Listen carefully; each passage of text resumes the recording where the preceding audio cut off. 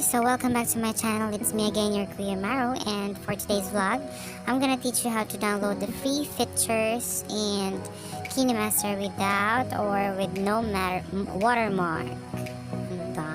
So first, uninstall the old Kinemaster app. Kailangan yun, no? Para mabura ang bakas ng kahapon.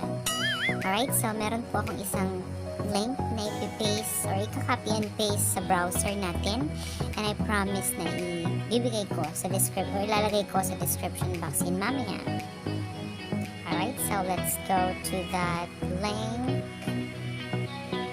Alright, so welcome to the Kinemaster Pro Video Editor version everything.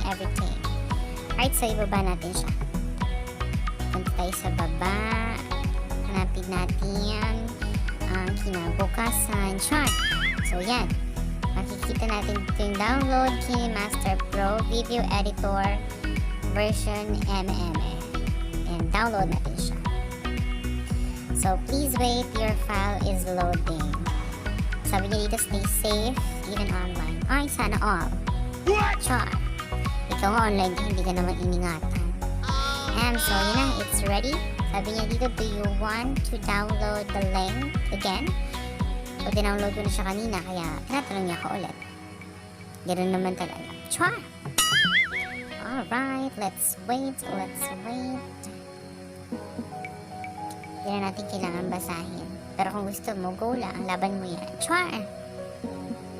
Alright, so i-download na natin and it's installing. Alright, so na-install na natin ang Kinemaster Unlocked application. So let's try. Charan! At ayan, ready na po ang ating Kinemaster free application or free application nga. What? So ayan, you can enjoy now your free and unlock features of your Kinemaster as well as these feature na walang watermark. Alright, thank you so much guys, and I hope you enjoy and you learn from this video. Please don't forget to subscribe to my channel, hit the notification bell para maging updated ka, and like na rin ang video ko. Bye bye! See you next video!